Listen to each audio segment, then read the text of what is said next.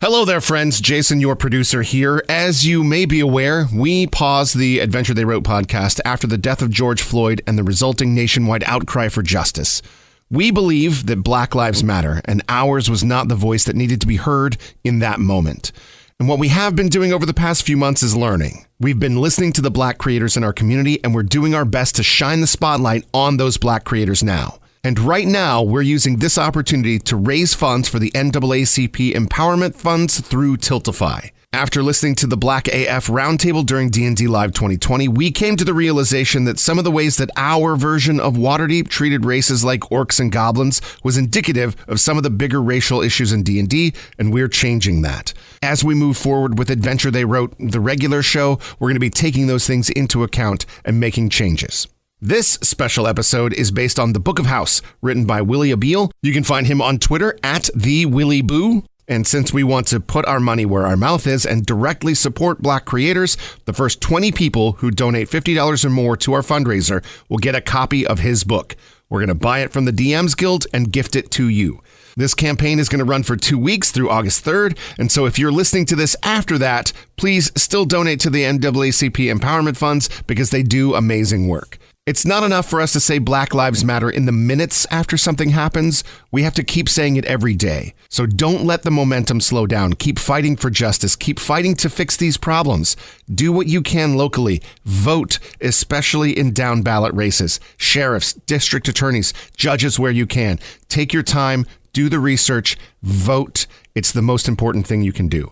It's also very important that we stay informed and that we support not only the people in our community, but folks around the country that need our help. So with all of that said, I hope that you enjoy this ridiculous adventure with wild characters and fun voices, and stay tuned tomorrow for an interview with the Willie Boo himself. As always, thank you for listening. Enjoy this special episode, and remember, Black Lives Matter.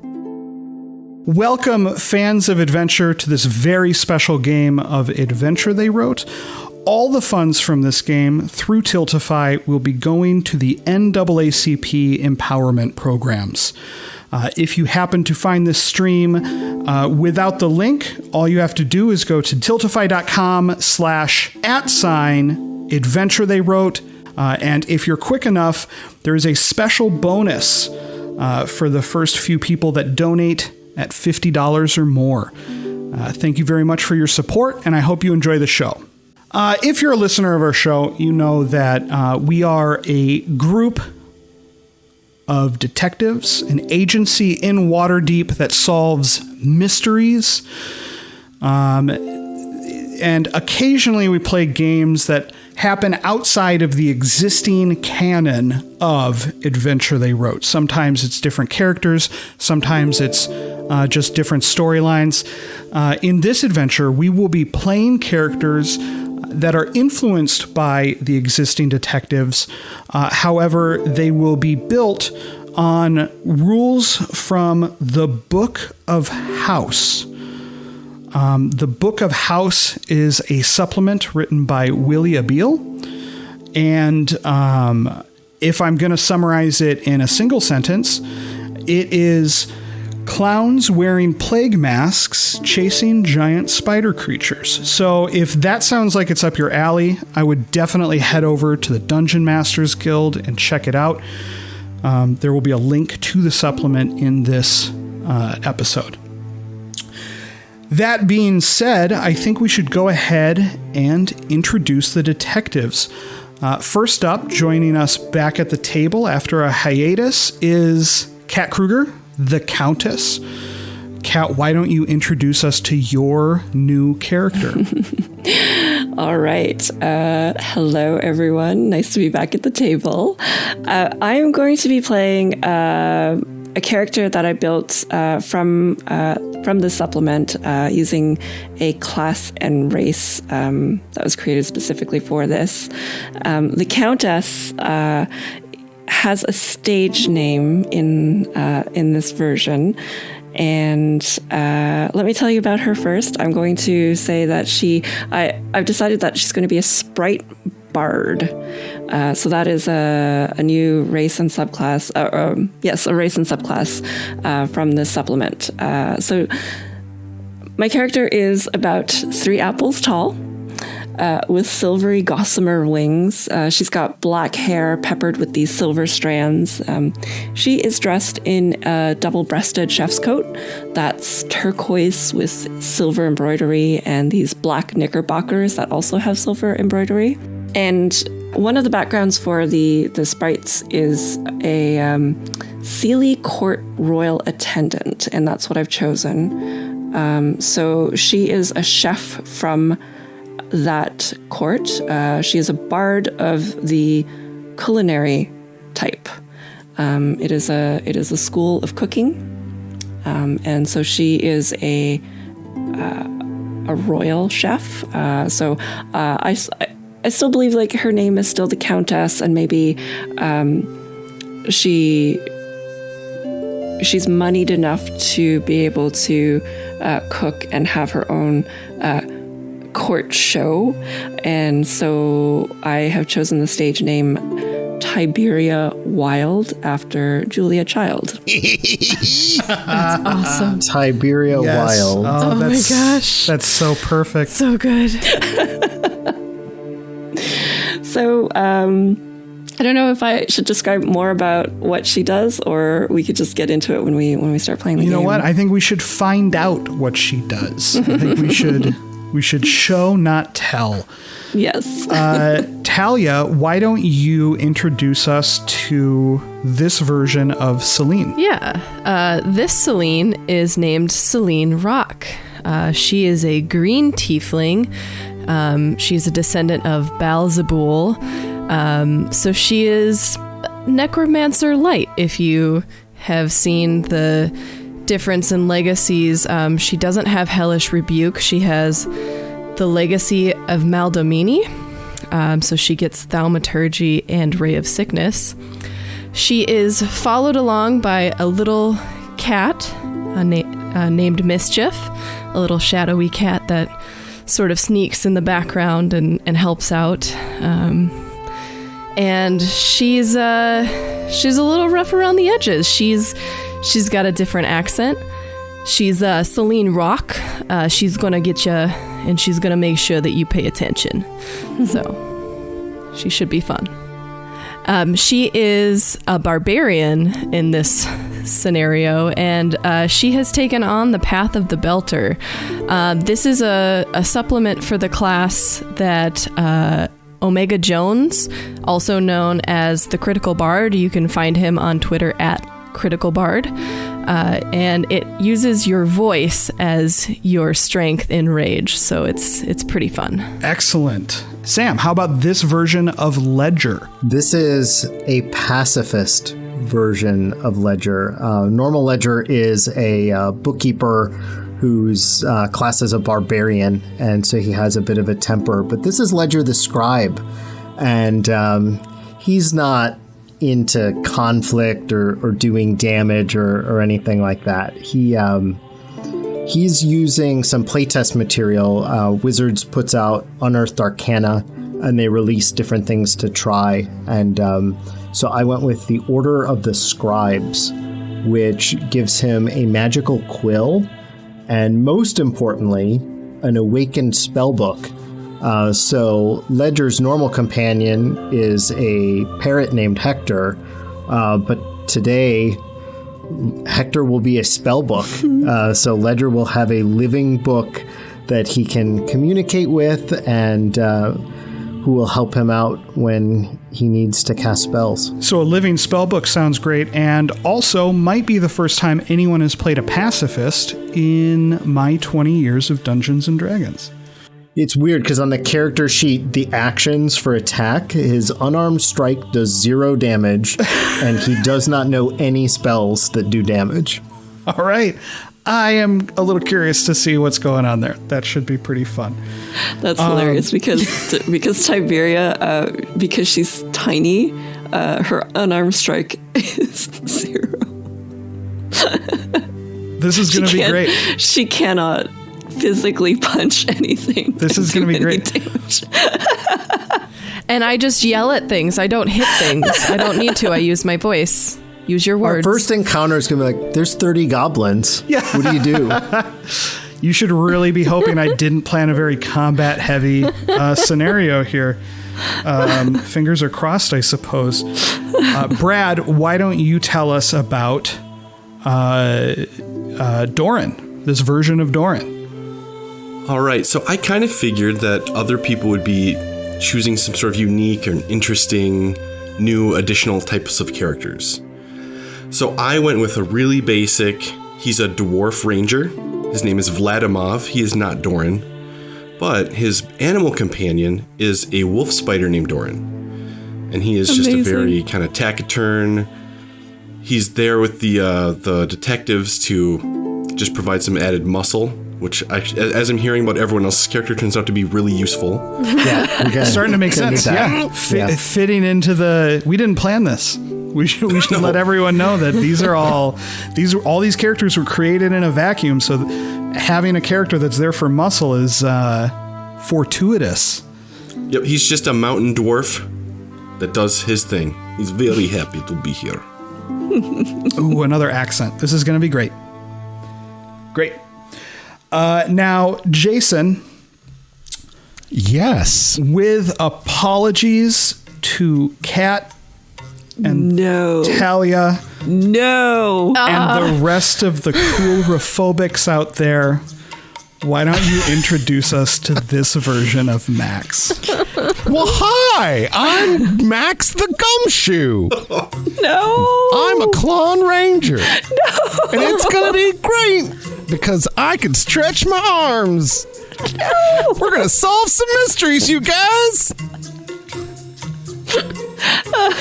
Well, this was a horrible idea. I like before we start, Tiberian attacks Max. Immediately, you just hear this like siren scream come out of Celine. Oh, no, it's totally fine. Hey guys. This is going to be so much fun to play. I'm a Pyrenees clone, which we have more angular features than those of the Bazolan. I have a long nose and pointy ears and a big pronounced chin. Well, that's like Max. Yeah. I'm a lot like Max, the goblin detective, in a lot of ways. Except instead of being green, I have pale white skin and a big red nose. Oh, no. Because our blood vessels are real wide on our extremities, like our ears and our noses. Your guy has a big red nose by default, not by putting it on. Correct. Oh my gosh. And so your ears are red too? I have big red ears and big red nose. And I'm also using one of the new subclasses from the supplement by Willie. I am a Mind Trapper Ranger, and I can set mental traps in the folks that I am playing, folks that I am hunting. So, where Brad's, what is your character's name, Brad? Vladimov. You can call me down so I don't forget it. I know. Well, Vladimov. It would be great if you say it different every time. Well, Vladdy there, he's going to be the muscle, but I'm going to be the mind. He's the brawn and I'm the brains. Clown man, terrifying. I don't know what you're talking about. Yeah, perhaps just a tiny bit of explanation to the listeners who are scratching their heads right now. The Book of House contains within it 3 new playable races. The Gnolls, which if you're familiar with Dungeons and Dragons, are a dog-like creature. The Tula, which are a large spider-like creature that lives in the Underdark. And the Klon, which is a clown. Yes. Not a person in a clown costume, but a person that is a clown. Like a biological clown. Correct. Exactly, a biological clown. One of the things that I really liked about when I was reading through this about the clowns is they're like the jack of all trades but master of none. They are very good at a lot of things, but they're not great at any of it. And they don't get any stat increases, no ability score increases because of their race, but also their skills. If they have less than 2 on a skill, it is automatically a +2. So they're good at everything, but they're not great at anything. Kind of fun. Oh, they're great at something. Yes. If you're afraid of I don't know clowns, what you're talking about. I was going to say something about that. Naturally great at frightening Yes. certain individuals Yep. playing in this D&D game. So, as we construct our alternate version of Waterdeep, in a world that has not just biological clowns, but also enormous sentient spider people, I believe it will come as no surprise to learn that this is a world of nightmares. There are no good dreams. It's just terrifying clown people and spiders and, a lot of the horrors of a regular world are no one dreams about, not having pants on at school or not having studied for a test. It's all clowns chasing people down endless hallways. So let's all have fun. It's those little ceramic clowns coming to life on your shelf. Why would you do that? Because that's what you're doing to me right now. she's not wrong. Yeah, she's not wrong. It's gonna be great. So yeah, if you have a genuine terror of clowns, maybe best to turn back now. But now we have met the cast of characters. We've met this new detective agency led by Max, the Clon Detective. Max the Gumshoe. Max the Gumshoe. Max 100% has giant red shoes covered in and gum. a giant magnifying glass that And is a big absurdly oversized large. magnifying glass. All of these things are happening. Clumping. I almost banged my head on my microphone. Oh, great stuff. Great stuff. So, we'll start this adventure with everyone in the office waiting for their next case. The weather outside is dreary. It's a typical spring in Nightmare Waterdeep. Rainy. I'm going to call it that through the rest of the episode. This is Nightmare Waterdeep. Rainy, drizzly, but noisy. People are active. People are out and about. No one wants to sleep. I think the Countess in the normal agency, she's got her little roll top table that she sits out at the comfy chair, and I think in this scenario, because Tiberia is I like to imagine like there's a fairy door in the middle of the wall, and she's got a tiny office in there. So she's got the office door open because, we're open for business, and you just see it's like very brightly decorated compared to the nightmare outside. I was envisioning like the roll top desk is still there, but when you open it up, it's just a smaller office inside. Like a smaller version of like there's another tiny roll top desk. It's like the same office but smaller. Smaller And solid. her full show kitchen. Yes. Yeah. All of the walls in the detective agency are absolutely covered with tiny, tiny writing as Ledger writes with his wizardly quill. So he can just write on any surface with this magic quill, and he's covered everything. I mean, this is like 7 in this place. Just imagine the nightmare of walking And into you guys a room. thought I was creepy. Everything is covered with writing. Every single surface. And they're all catalogs of the wild dreams and adventures that he has. Vladimir is always trying to convince the Countess to make meat pies for his wolf spider. Yes. The references. I will pay you good coin. Pet Feed treat. spider. It's great. Yeah, Celine is just sort of sitting on the couch and she yawns. And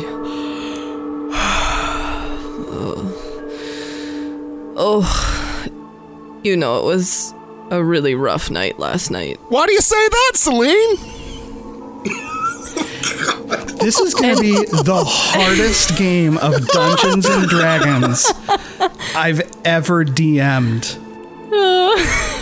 She looks at Max with just the most disgust and sort of recoils a little. Like you see her actively recoil. I don't have time for you. Okay. Ledger writes on the wall, I don't have time for you. You hear a tiny voice come from Tiberia's kitchen. I have a remedy. Is it meat pie? No, for the last time, it is not a meat pie. Hey, Countess, I could use some remedy if you've got some to spare. So one of the things that Tiberia can do, I'm going to ask the DM's permission because this is before we actually start an adventure. So I want to assume that this could be considered part of a short or a long rest, so she can do this. Yeah, I'm all for it. Let's hear what it is. All right. So she would like to make a meal. So at 3rd level, it says that I can create a filling concoction to power the hungry through their day. During a short or long rest, I can expend one of my uses of bardic inspiration to select a flavor from a meal preparation table, magically conjure ingredients, and prepare a meal which embodies that flavor. And then eating this meal grants a corresponding effect. And I think I have to roll to see how many people it can feed. While you roll, I just want to say really quickly, this is one of the things I really love about the book, is that on one hand, you've got this terrifying nightmare fuels, giant spiders, clowns, a bunch of were creatures that we're really not going to get into this adventure, but are really, kind of fascinating and cool. And then on the other hand, you have this subclass for Bard that's all about cooking. And it just kind of feels incongruous, but at the same time. And I say this 100% intending the pun. The flavor is just great.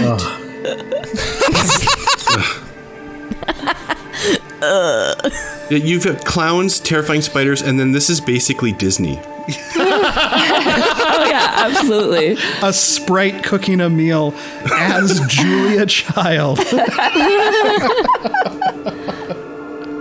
I've always wanted to do this in one of our games. I get a chance because I'm playing a different class. Ledger messages the Countess. She sort of like looks around as she's pulling ingredients out, and is there like a signal or a sound that Ledger initiates a message? No, he'll just start with, so what are you making? Oh, secrets. secrets, I need to see. I know it's a secret. That's why I used message. Oh, yes, of course. I need to look at what's stocked in the pantry. Just one moment, please. And she's just gonna like whip out some ingredients and here, roll a bardic inspiration die to determine the number of people that the meal will feed. There we go. All right. Also, while the Countess is making her meal, I would like to point out that in the book, the corresponding illustration for the College of the Culinary is the Man of Flames himself, Guy Fieri. Yes. We are going to Flavor Town. You ever wondered what Guy Fieri would look like in Dungeons and Dragons? You now have your answer. I feel like this supplement would be awesome for the Dungeons and Dragons and Dive-ins and Drives supplement that somebody else worked on. Oh, absolutely. Yeah. Now, the question that I have is, Countess Tiberia is wee. She's so small. Is she making full-size meals, or is she making sprite-sized meals? We shall see. That the rest of the adventurers are like, oh boy. They're magical, so they could be sprite-sized, but still filled. Thanks, I guess, Exactly. because either option is hilarious to me. I imagine those restaurants where they give you like the essence of food on a plate, and like Exactly. this Yeah, is that's your what meal. Yeah. Precisely what I was thinking. So It's the Rick and Morty commercial. It's. Do you have tiny mouths? I mean, we have tiny lasagna, tiny chicken. all right. So she rolled a 1 for the flavor. So that is a savory dish. So she is going to make mushroom risotto. So you get this like waft of like that umami, earthy scent coming from her little kitchen, and eventually she just springs out, flying out on her gossamer wings with this platter, and they are basically taste bud sized,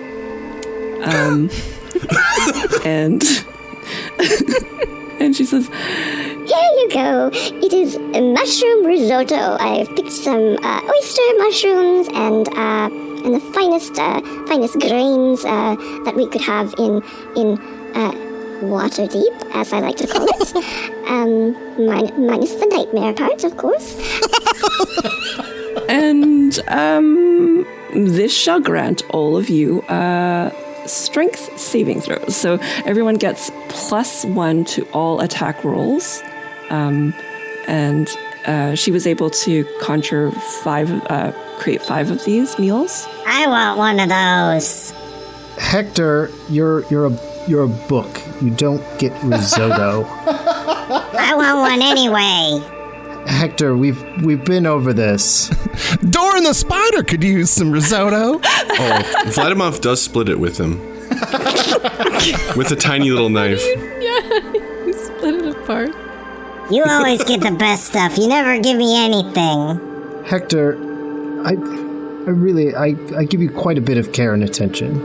I think it was Brad who was talking about like the tiny food, or maybe Jason was like the new age like gastro pub style food.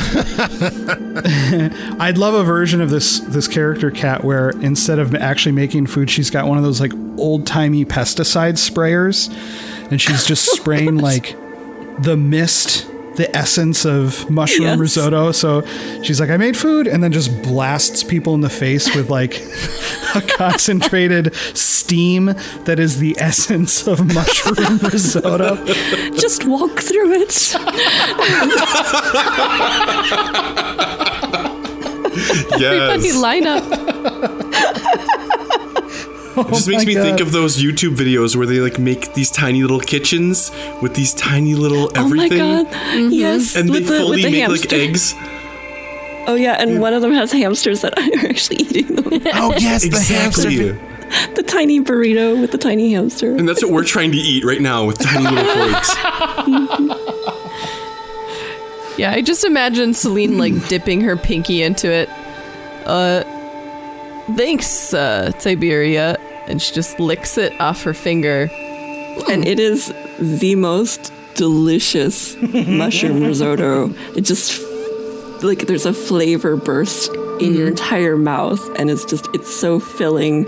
And you feel, like, really strengthened and fortified with this tiny little taste bud sized bite of mushroom risotto. Yeah, Vladimir will lick it off his plate. He just licks the plate. He goes, "You'll need to make this tomorrow. You need to make meat by tomorrow for Doran. It's very good." She just sort of hums and just pretends that she hasn't heard Vladimir. Oh, I feel like we could play an entire session just riffing on just making food There's and no random things. adventure. It's just in the office doing dumb stuff. Yeah. Oh, wait. I can't wait till we get out in the field, though, because her weapons. Okay. And thus did the D&D Food Wars begin. Yes. Oh, we definitely a food fight at some point.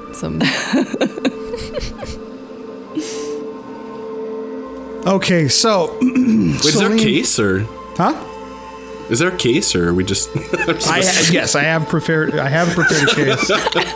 Depending on editing, we're 25 to 30 minutes into this episode right now, but yeah, there is a case. Seems about right. Yeah. We're fine. Okay, so the Countess has prepared her mushroom risotto. Celine has consumed it. Celine, no longer, I'm going to just go out on a limb and say hungover. Oh yeah, I feel a lot better. You are all pleasantly surprised when there is a knock at the door. And you can see through the frosted glass of the window, scrawled in golden filigree on the glass, Nightmare Waterdeep Detective Agency. The silhouette of a striking woman. Celine walks up to the door. What do you want? Hey now, that's not a good way to treat one of our customers. You gotta be welcoming. I don't do that. Well, we'll teach you. Whether you like it or not. What? Oh, wait. Nobody's opened the door yet, have they? Yeah, I imagine I opened it as I was screaming at her. Okay.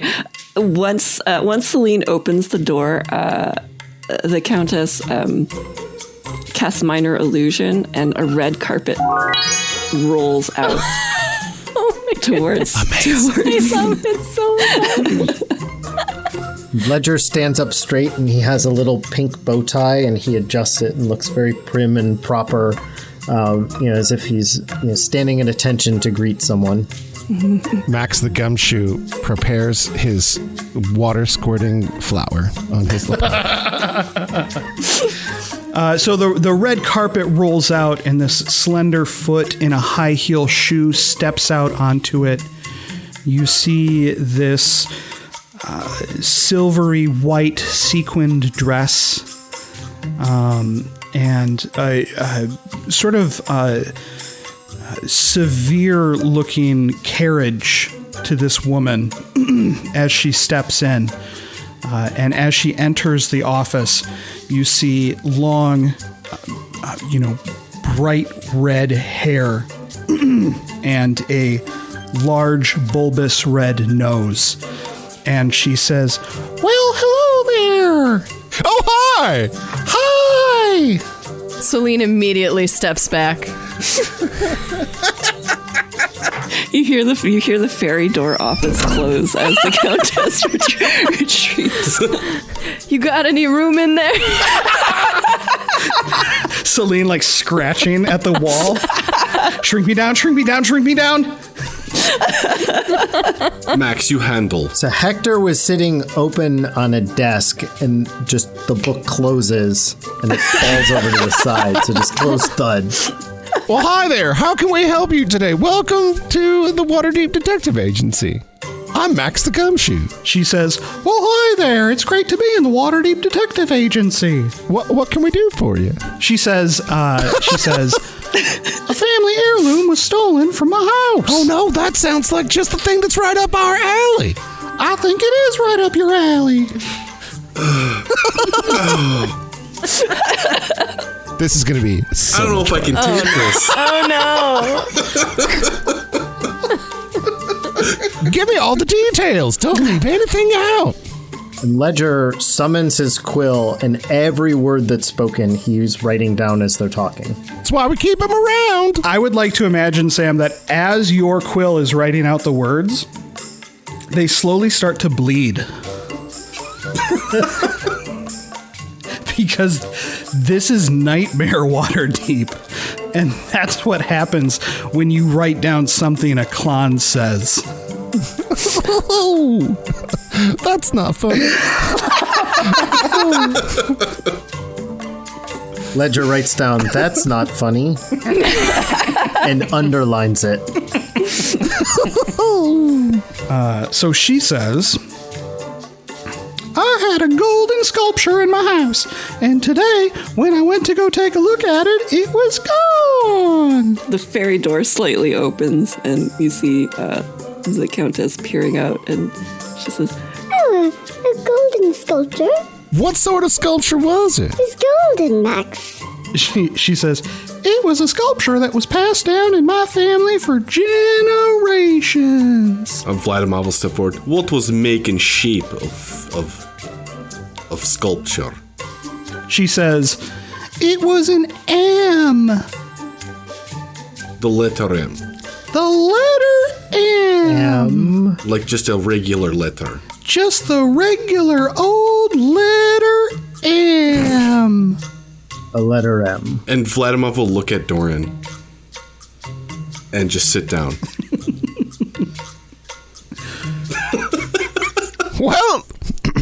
Well, gang, it looks like we're off to... God damn it.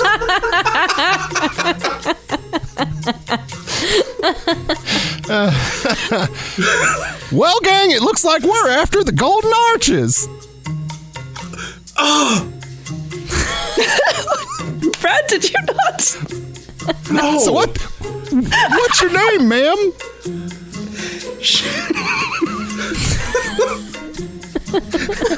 She says,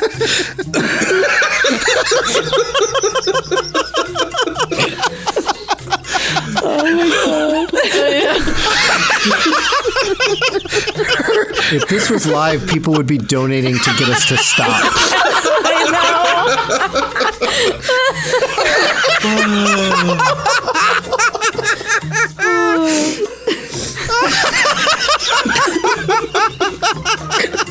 We're never getting out of this office. No. This is it. This is why it's Nightmare Waterdeep. Oh my god. 1 billion water crying again. Havians served. My whole life is Nightmare Waterdeep.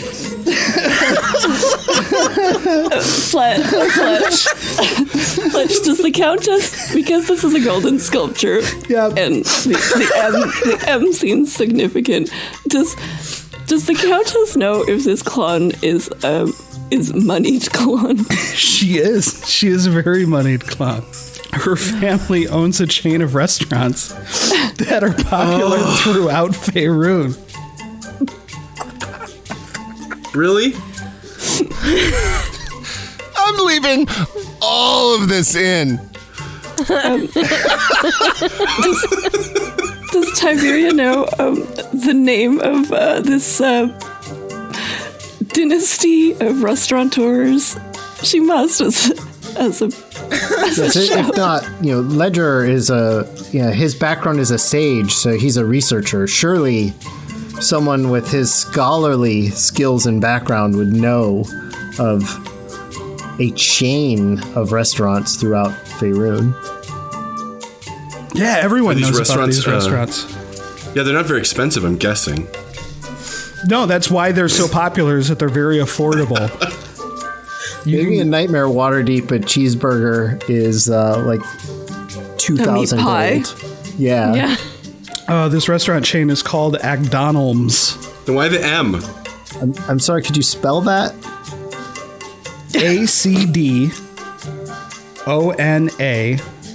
ACDONALMS. McDonald's? Agdonalms. Oh dear. Ledger, of course, is studiously capturing all of this, and Hector just peeks open a little, like the book just opens a little bit on the desk next to him. He says, I love that stuff. Oh, yeah. and then he closes. Hector, me too. It's a real good cure when the Countess Tiberia isn't around. Doran want too much. Eat 3 burger too many. The book doesn't actually eat burgers. He's just being dramatic. That's what you think. Might have fed him a couple. How dare you? What was value of M? She says, well, the monetary value wasn't that high, but with over 3 billion people served, the personal value was incalculable. I believe it. I believe it too. I do not.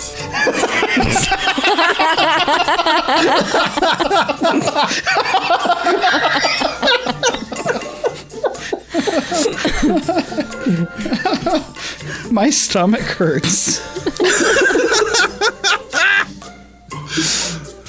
So where do you think we should start, Mrs. Agdolams? I'm sorry when he said it.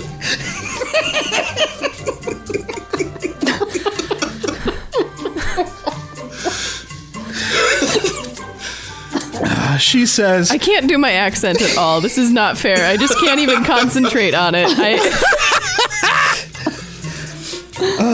She says, oh, you can call me Onalder. Can you spell that? A Mulder. Is that Ronald backwards? Did you really just do that? Did I just do that in my head? I was trying to work it out, but you might have beat me to it. It's not backwards. No, it's you moved it. You moved the R to the N. God damn it.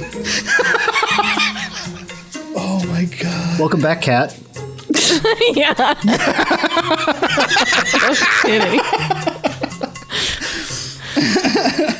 Well, Anulder, where do you think we should start?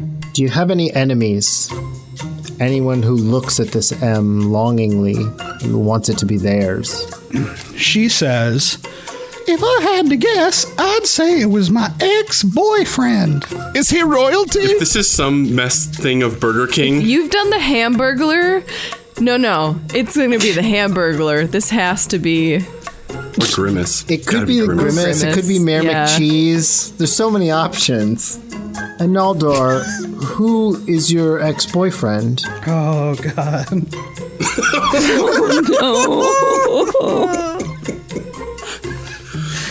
Give it to us, Fletch. She says,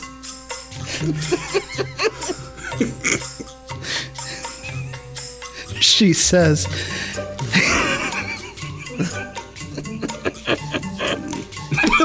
Oh no! Why did you do this? Oh We're no, never it's getting gonna out be of really here. bad. Oh, it's gonna be so bad. she says, oh, his name's Ambergler. but there's an H at the end of it. You can't hear it Silent. because at the end it doesn't make a sound. Ambergler. Hector opens up. That doesn't make any sense.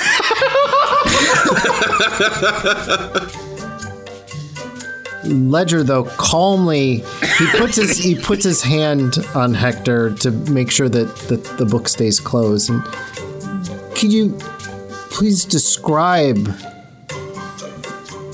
Ambergler to me. I want to write down a description. Well, I don't exactly know what he looks like because he's always wearing a mask. What sort of clothes does he regularly wear?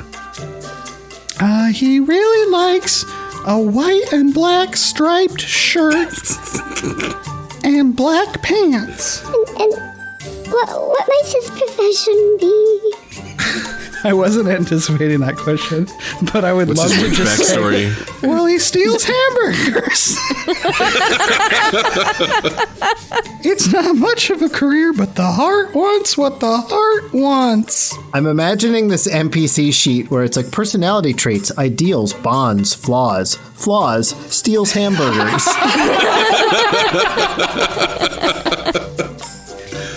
Oh my god. Ideals. Wants all the hamburgers. Them. Oh.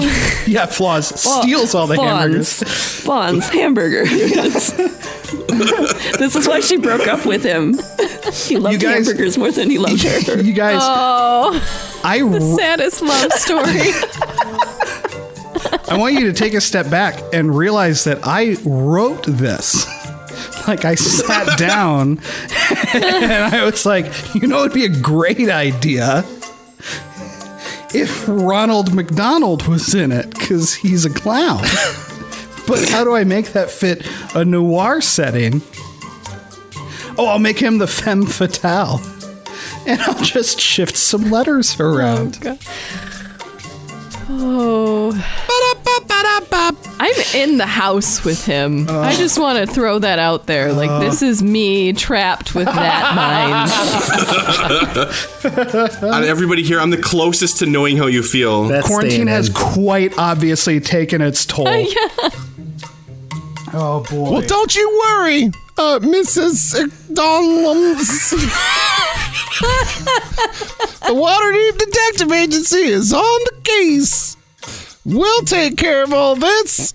And he stands up real straight. And a little squirt of water comes out of his little flower. She says, that's great. I, Onalderic Dollums, will be waiting to hear back from you as soon as possible. Where was Amber last seen? Oh, no. Yes. Yes. Oh my god. Are we sure this is the right? These poor people.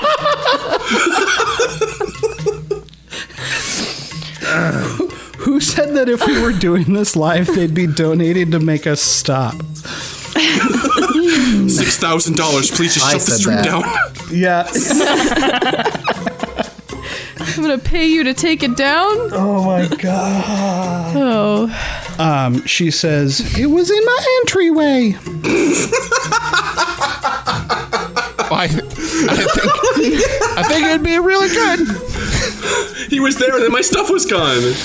I think it'd be really good for us to go to stately McDonald's Manor and check it out. You hear that noise come out of Celine. I'm loving it.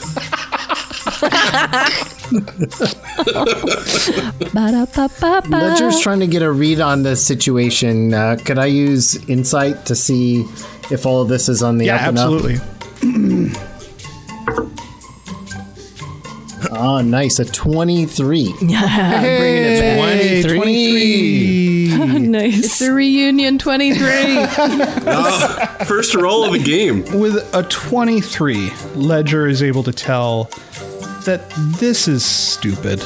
She is on the up and up. She genuinely wants her golden M back, but it's dumb. And so, Ledger just knows that McDonald's means money. And so, even though this is dumb, as long as he doesn't think that this is some sort of ploy or a trap, that, he'll kind of give the nod to the rest of the Nightmare Detectives, and sounds like we should head there. And Fletch, what does the Countess know about the McDonald's status-wise among the wealthy in Nightmare Waterdeep? They're new money. They act like new money. And culinarily, their food is not very good. As a professional, she is looking down her tiny nose at Onalder Ekdonalms. Because she creates cuisine. Onalder Ekdonalms does not. Before they leave, she's going to quickly go into her kitchen, and you hear some sizzling. Ooh, the Countess always makes that real good food. And she'll just come out of her kitchen and say, Oh, just a little something to as a snack for our journey. and so she's got these tiny little taste bud size. They're hamburgers, but they're like the fancy hamburgers that you get at restaurants, and it's got like gorgonzola and fig jam and like back bacon, and the beef is probably like Amphalian beef, and she just sort of like flits around and here you go, and our guest as well, and she gives one to their guest, and tries not to be snobby about it. Okay, so I'm going to have you roll a performance check in a second, because that's, I feel like, the culinary bard equivalent, right?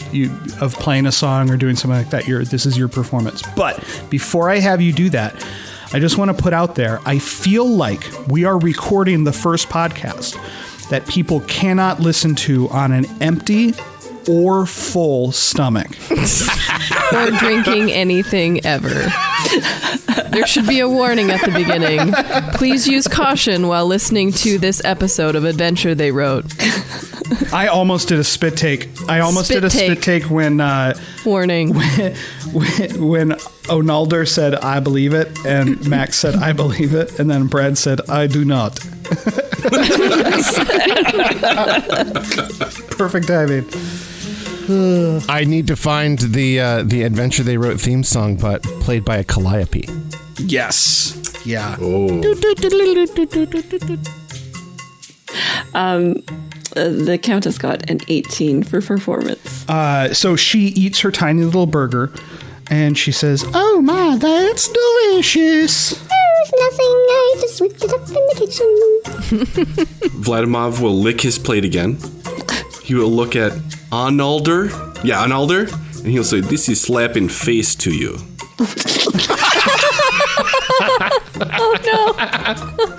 Vlad, say what you will about the food. McDonald's has the best Nightmare Diet Coke. It comes in steel containers. If Doran got a plate, he will nod emphatically. Oh yeah, absolutely. She even made one for Hector.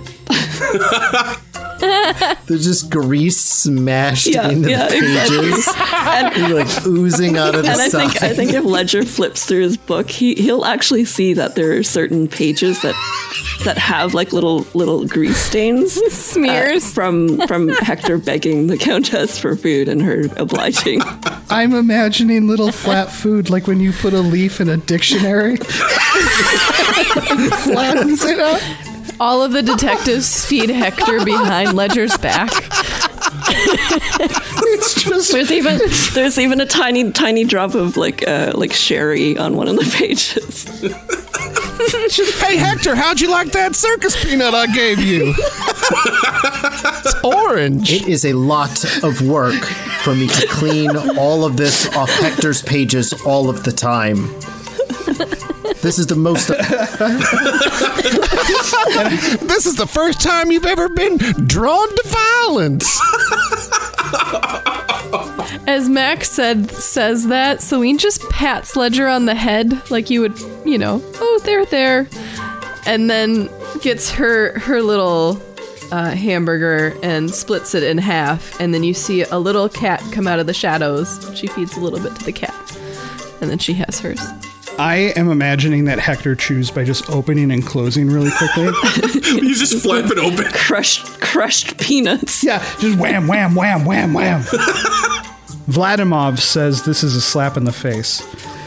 And Onalder Ekdonalms just says, "Oh my, no! I would never eat the food at my restaurants." This is fair.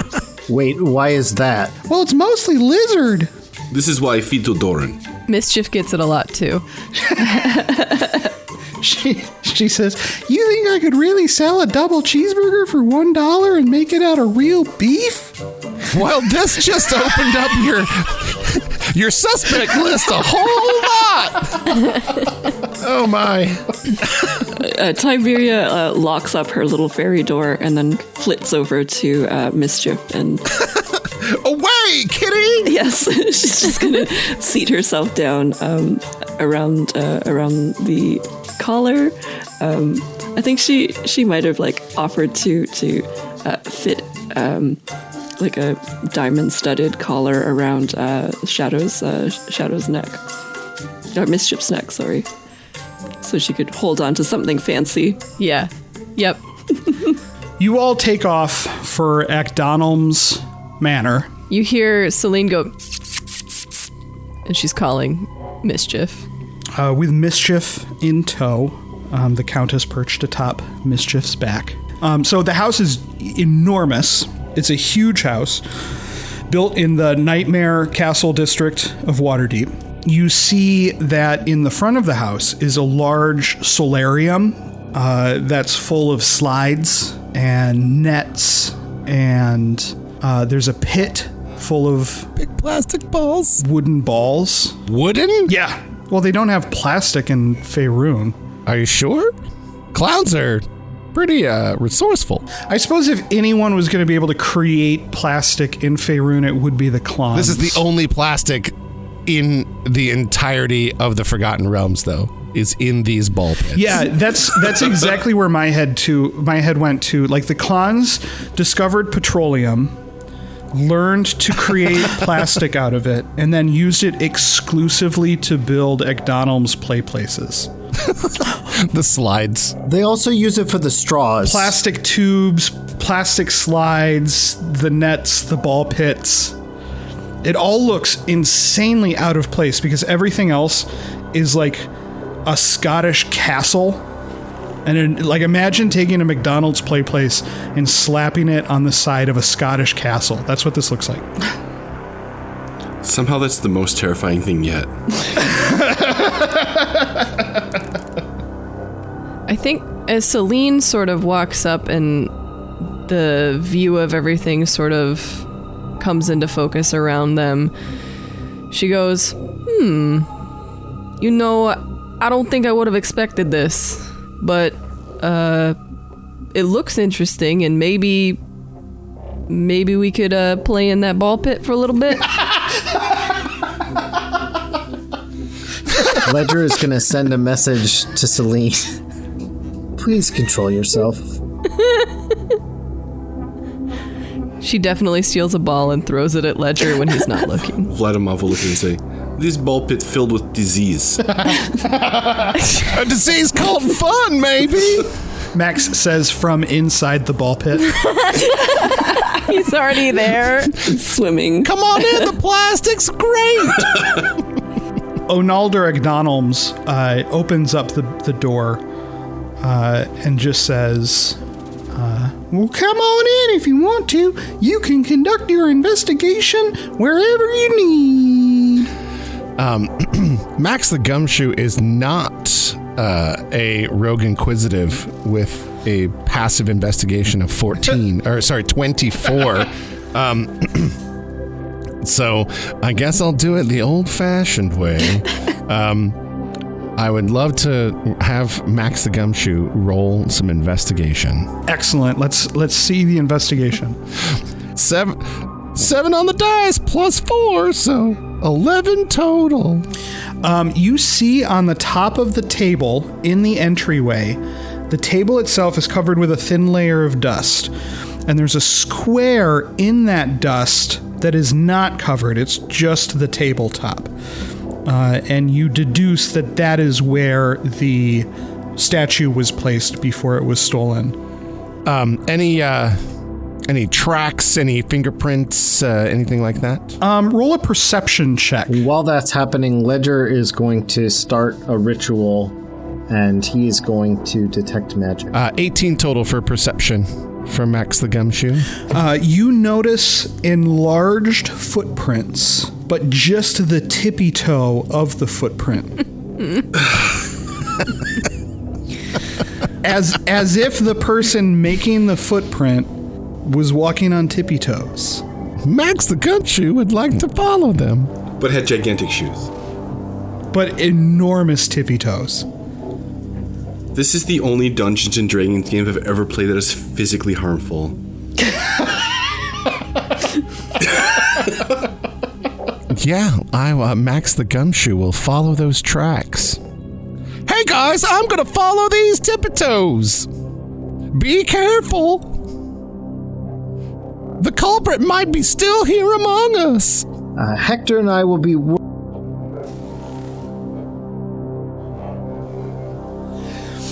Yeah, Sam, you do your detect magic, Ledger, and the name escapes me. Your book, Hector. Jeez. With this subclass, Hector is actually his spellcasting focus. So he starts the ritual. He's like, Hector, you need to help me out with this. Let's see if there's any magic. And if there's... All right. I'll do it, I suppose. And they'll cast detect magic. So you see a faint magical aura around the tiptoe footprints. Can I tell the school? Transmutation.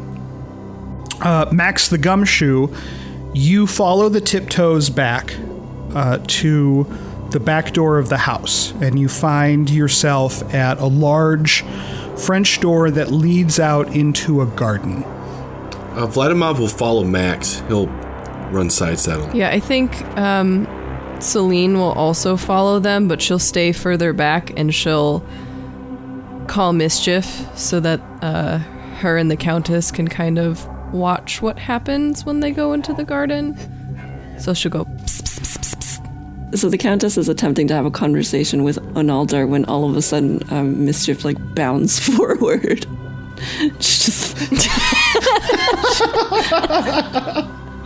I like to think it's about cooking too.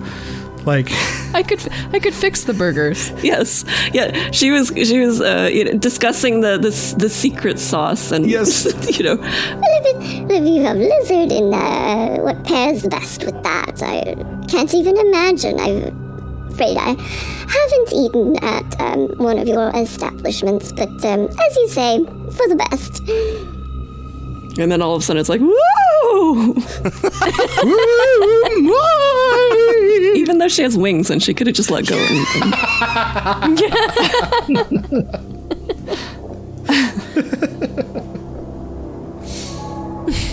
It'll take Ledger and Hector a good amount of time to cast the spell, and then once I'm done with that, I just want to look around and see if there's maybe anything else that the other nightmare detectives might have missed. You could do another perception or investigation check. 13 plus 5, so we're 18. No, you don't find anything else. Just the magical tiptoe footprints.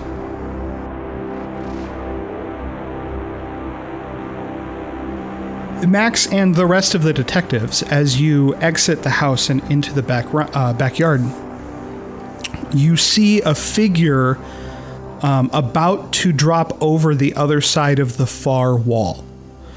It is another Klon. He is wearing a flat-topped hat and a black mask. His head seems to be too big for his body, and he's got on a black and white striped shirt.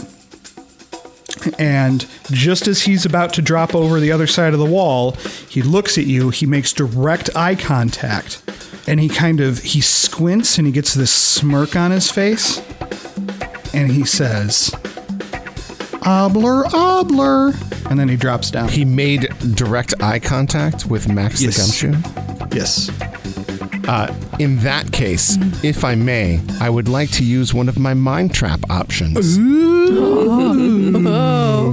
Ooh, let's hear what the mind trap does. Mind traps last for 30 seconds or until the target is reduced to 0 hit points or until the trap is activated as specified in the trap's description.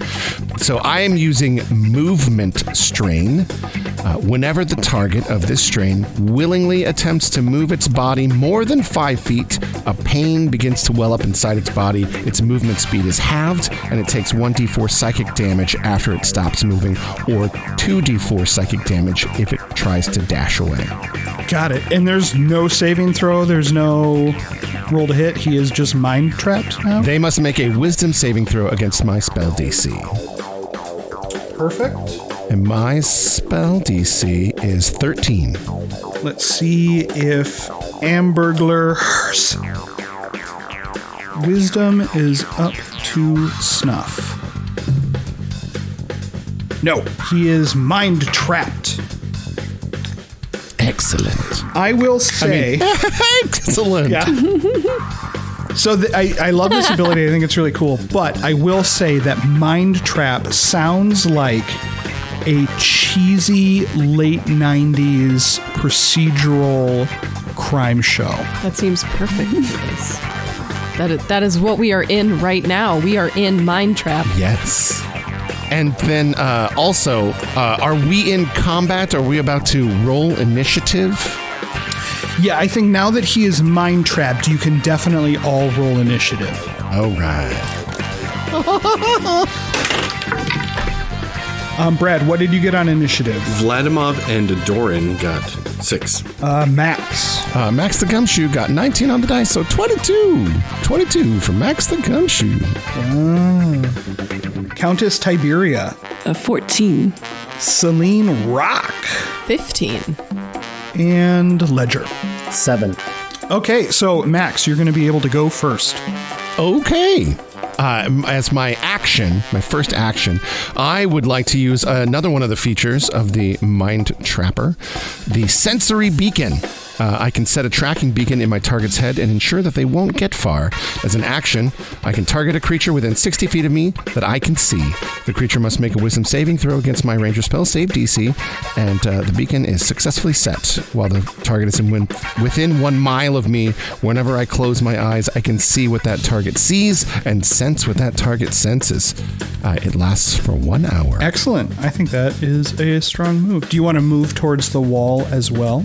Yes, I would like to get as close as I can to the Ambergler and use my sensory beacon. He needs to wisdom save, DC 13. This also works. He is not Excellent. wise. I can see what he sees. Which I think is probably feel what he feels. the plot to Mind Trapper. Mind Trapper, 8, 9 Central, only on the CW. It's definitely on the CW too. And then, so yeah, Max will run over and hop up over the hedge, I guess, if I have enough room. You can get to the Or base of the wall, but you can't get up and over it. And then I'll say something along the lines of, well, we got you now! I just want to interject for a second here. A clown like that, trapping you, tripping you, and forcing you to the ground, and then running after you and screaming, I got you now. Yeah. Oh my God. I was actually going to, that's basically the exact comment I was going to make. I just really like the idea that as soon as Max is on the hunt, he becomes much creepier. Like his voice drops a couple octaves and gets a little rougher, like, I got you now. Oh, they all float down here. I was just about to ask, how close is a clown to Pennywise, really? So, to be fair, I did talk to Fletch a little bit about making a warlock with Pennywise as my patron. Oh, God. Ooh. That would have been interesting. Yeah, cross over into the Stephen King verse. Yeah, it wouldn't have really worked with what's the word? Like a match for Max the Goblin. I'm liking this version a lot more. That brings us to Celine Rock. All right, how close is Celine to the Hamburglar? Almost French when you say it that way. I know it doesn't make any sense, but the H is silent. It's usually pretty tough to get Talia to indulge my silliness, so getting her to say Hamburglar is sort of extra great. Oh, my throat is wrecked too from laughing so hard and doing the voices and stuff. I'm not going to be able to talk tomorrow. Everyone at work is going to be like, what happened to you? Played D&D too hard. That's what. Celine Rock, you asked how close you are to the wall. You're about 35 feet from the wall. Okay, she is going to run up so that she's about 5 feet from the wall. And she's going to use her Forte Unbound from her Path of the Belter. Starting at 3rd level, her rage unleashes the raw power of the music within. So when I enter my rage, all creatures within 5 feet must make a successful Constitution saving throw, which is DC 8 plus my proficiency bonus of 2 plus my Constitution modifier of 4, or be knocked prone. And as is the custom of Celine, when she does anything of magical nature with music, she is going to sing. Some legends are told, some turn to dust or to gold, but you will remember me for centuries. Okay, and he needs to save against a 14 on Constitution. Something tells me that the Hamburglar does not have a very high Constitution. He does not, and he is knocked prone. Max also rolled a 13 and falls prone. Oh no! Oh no! It's clowns falling everywhere.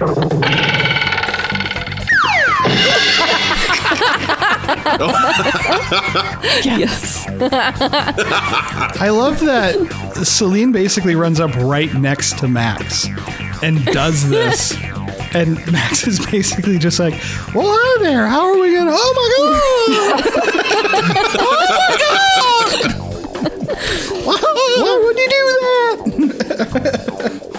Gosh. Oh, we don't have a healer, do we?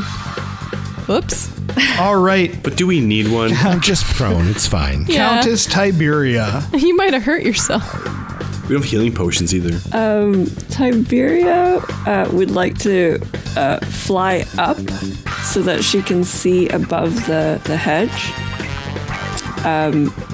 Is the Hamburglar holding anything in his hands? Yes, in one hand he is clutching a statue of a golden M. Excellent. So simple. She Knock him over So and clean. take that. she's going to rub her hands together and just say, it's getting quite hot in the kitchen, isn't it? And she's going to cast heat metal on the object.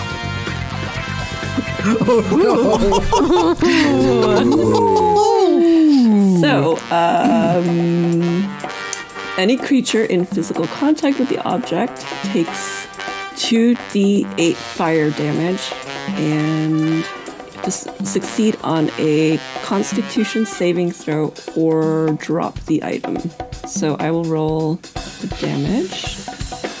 That's 7 fire damage. Okay, and Constitution save? 2, so he does not save. Okay. So, yeah, the M falls from his hands. The M falls, clatters to the ground. I want to point out real briefly, if you're not a regular listener to Adventure They Wrote, it has become something of a tradition for the detectives to wage psychological war against their opponents. Although I've never quite seen it to this We haven't level. even started yet. Yeah. This is round 1. This is round 1 of combat, and already, Max has reached inside the Hamburglar's brain and planted 2 traps inside of his mind. Celine has simply knocked him over with the power of her voice, and the Countess has caused the object of his desire to superheat, burning his hands and causing him to drop it. It's like Home Alone, except... Oh my god. Yeah. Yeah. When Ledger sees the Countess cast that spell, he's going to yell up to her, "Be careful! The melting point of gold is 1,064 degrees! Don't melt that statue!" Wouldn't you know I know that? Ledger, it's your turn now. How are you going to psychologically torture? How far away from the wall am I? Like 30 feet, 35 feet. So if I close the distance to the wall, will I be able to see the Hamburglar? Hamburglar is currently atop the wall and kind of rolling around on his back like a turtle, having been knocked over, mind traps put in his brain, and the M superheated. Okay, so I am going to just use a regular move because my walking speed's 30, so I'll get closer, and then Ledger will look at Hector and open the book and say, "Hector, we can't torture him like this. Let's help him get some rest." Oh, okay. And we're going to cast sleep at 2nd level. So it will send creature into a magical slumber, and I am going to roll, because it's at 2nd level, 7d8. And as long as it has less hit points than that, it just goes to sleep. As Ledger casts sleep, he says, "You deserve a break today."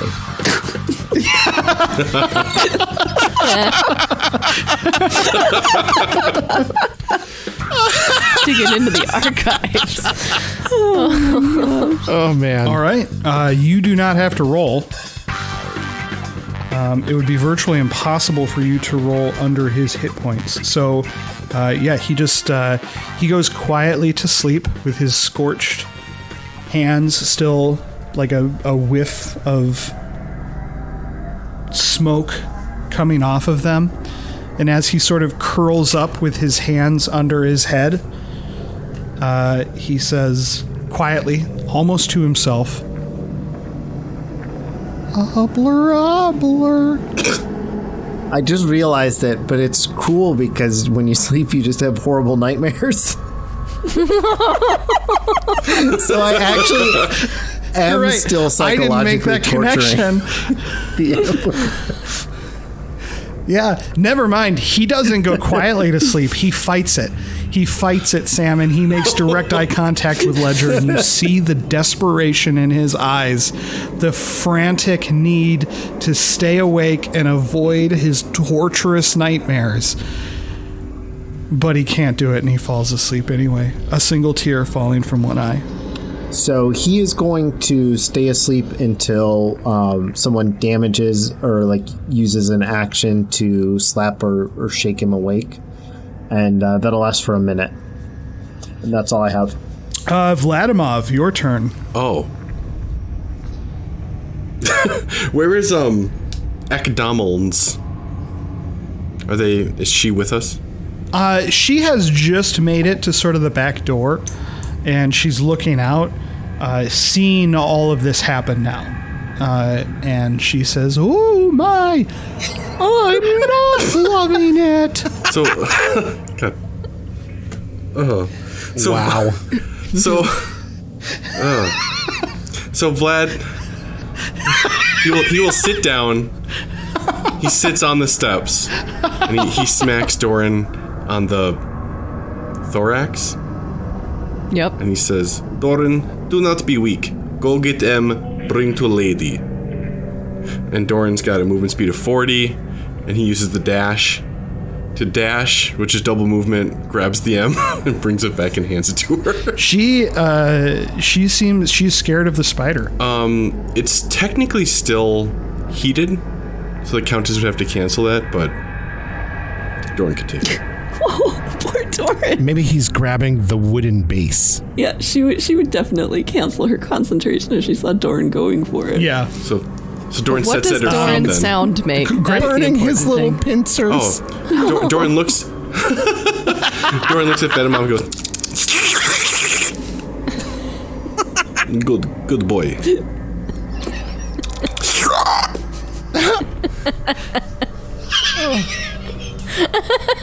Welcome to the nightmare. Can you imagine the detectives and their makeup of the group normally, and now think this is. There's a giant spider. There's a clown. It's so funny to me. I was expecting to be like, I'll do the guy that does damage. And then I just sat down and I'm like, spider, do the thing. Do it. Yeah. You do it. A book that talks. Honestly, I thought we were going to fight Grimace and the Fry Kids. I thought we were going to have a whole melee combat. Oh, Fry Guys. No, we just tortured the Hamburglar. Max the Gumshoe will gingerly, slowly, softly try to slide the Hamburglar off of the hedges and down to try to get him over to the main manor, but Max's strength is very low, kind of matching with Max the Goblin Detective, and so he's just like heaving and hawing as he's trying to pull this guy over to the house. Can I get a little help here? Celine looks at him struggling. And she goes over to help. But you see her stretch as far as her arm will go with her face away from Max. And Here. You got the strength. I'll let you take care of this. And Max will stand up and give a little squirt from the flower. And she just, you see her batting the out of her face, and she's like, and she Oh no, grabs it wasn't at Celine. Oh, it wasn't at me. Okay. No, it was just just boop. Okay. Just random squirt of flour. Yes. Okay, so she pulls on the foot of the Hamburglar, but as little as she can touch it. She doesn't want to touch his feet too much, so she's just kind of gingerly grabbing it and dragging him across the ground. Celine, as you touch Hamburglar's shoes, Oh no. the spell is broken. And Max the Gumshoe finds himself carrying a giant spider.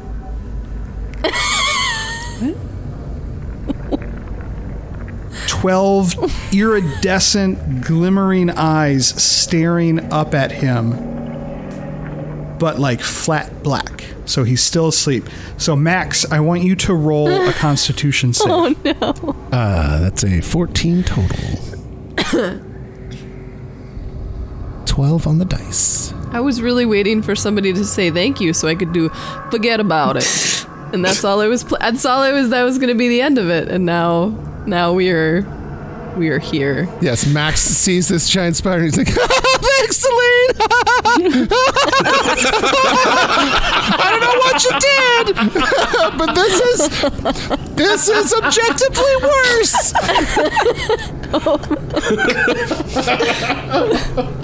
Forget about it.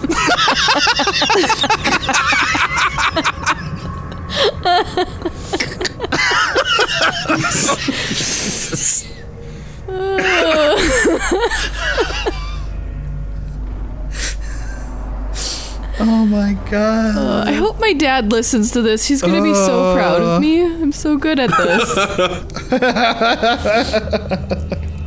For those listening, my dad has a Brooklyn accent, so that's the relevance there. I think a 14 is enough for you to keep your grip. You almost drop him, but you don't. You're still holding Hamburglar. He was actually a Tula in disguise. Yeah, he's a Tula, and a Tula is a giant spider. Oh my. Bigger than Doran even. Doran's medium-sized, thank you very much. Is the thing that Celine's holding like just one of its legs then now? Yes, yeah, you're holding one of his creepy little spider legs. Okay. So Vladimir, who is just standing up to help everyone because they were trying to carry this guy, he stands up and just his mouth opens up. What happened? Hector says, A tiefling turned it into a spider. Tiefling, why? I don't know.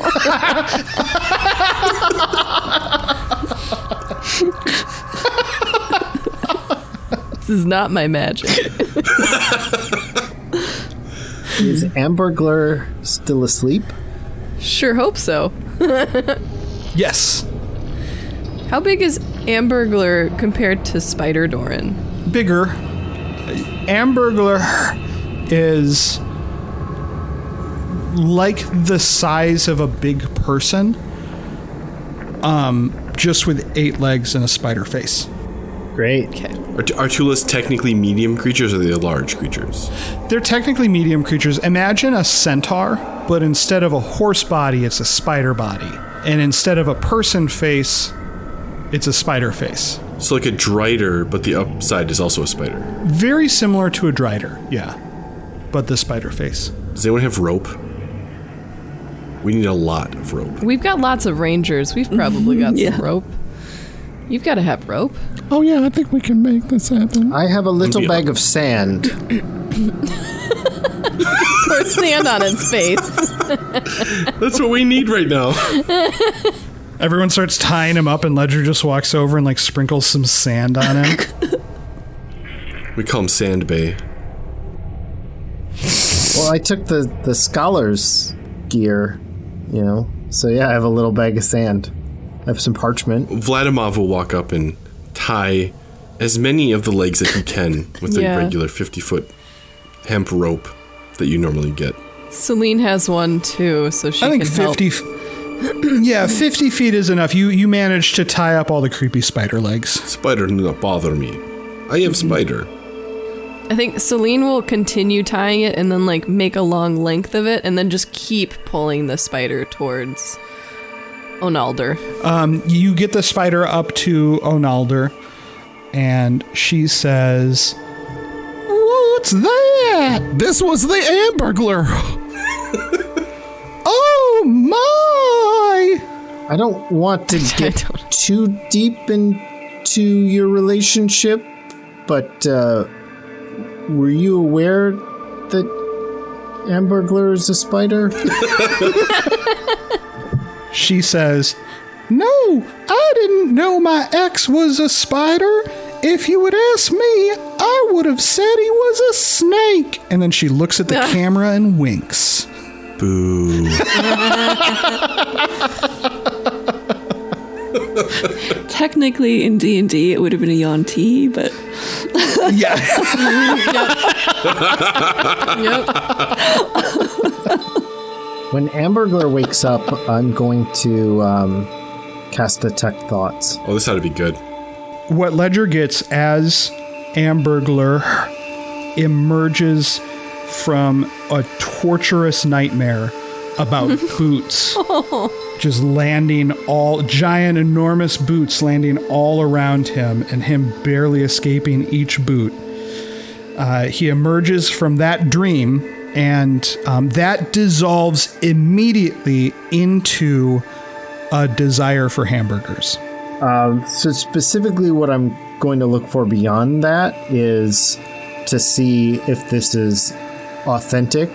I think that that's a hint that this is the Hamburglar, but what Ledger's really wanting to try to figure out is if this is some sort of potential doppelganger. So he's going to try to look back. He will say a prompt to start to interrogate and be like, do you know who this is? And he'll gesture. Interrogation is our forte.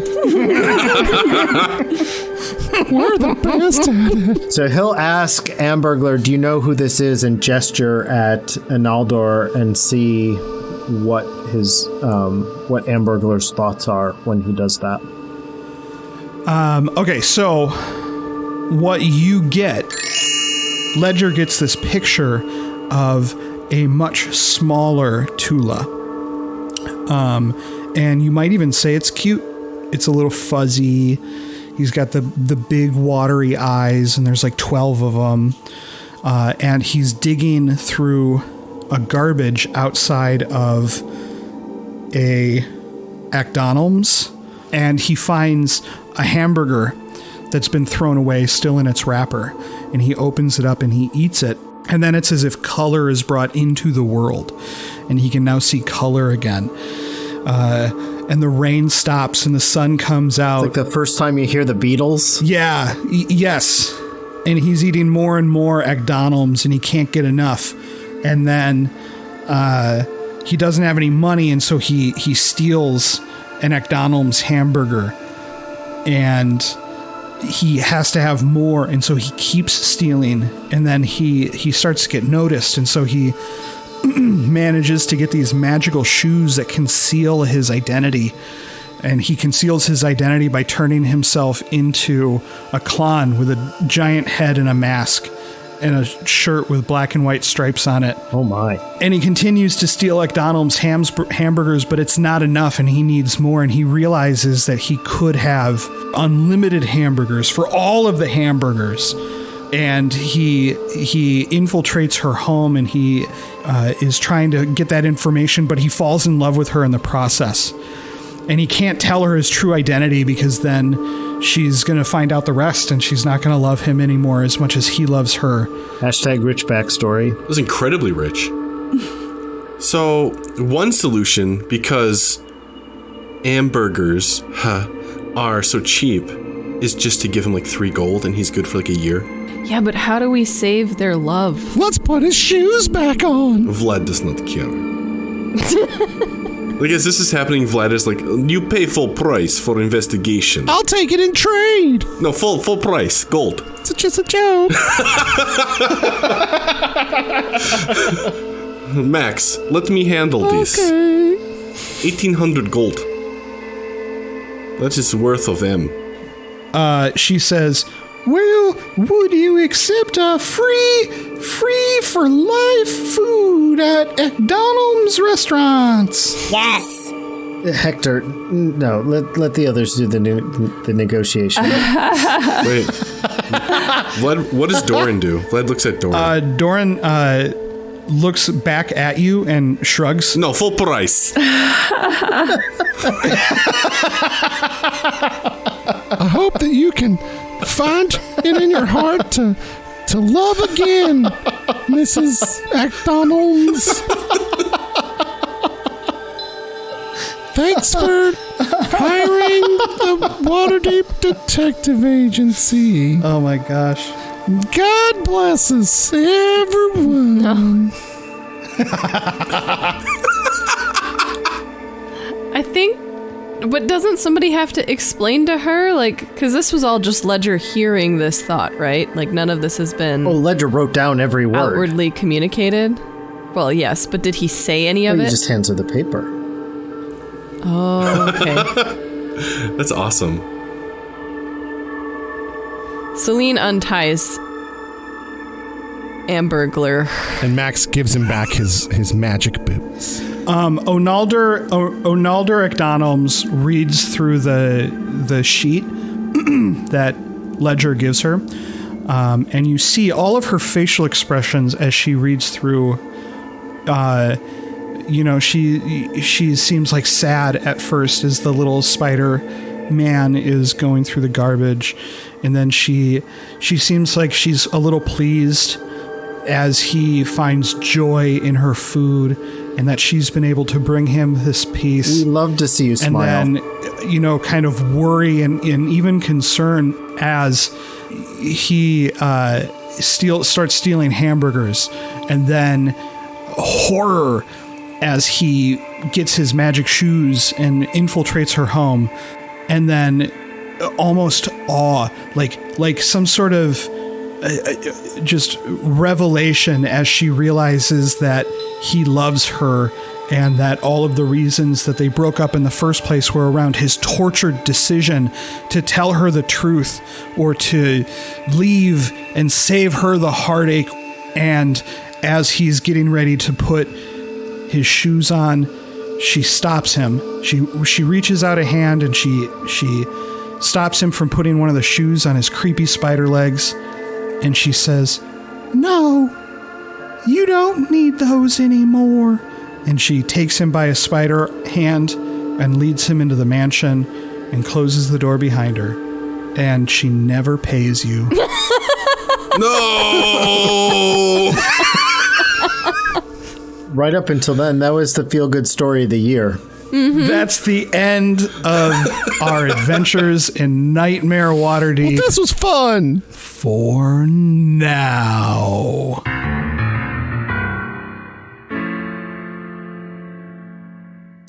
Hello again, everyone. Jason, your producer here. Thank you again for playing along with us in our interpretation of the wild world of the Book of House, written by Willie Abeil. He is a fantastic TTRPG designer and a member of our community. You can watch him play in the VODs of the D&D Block Party hosted by the Venture Maidens a few weeks ago. And as I said at the top of the show, this is the kickoff for our fundraiser to send some money to the NAACP Empowerment Programs. We have a Tiltify campaign going on right now, so go chip in if you can. We have 20 copies of Willie's Book of House that we're going to gift to anyone who donates at least $50 to our campaign. The direct link is posted on all of our social media pages, so go check it out and chip in if you're able. We really, really appreciate it. Also, thank you to Willie Abeil for letting us use his book in our special. Thanks to Omega Jones, the Critical Bard for the Path of the Belter Barbarian subclass, and to all of the Black creators in our community who keep showing us how awesome our games can be.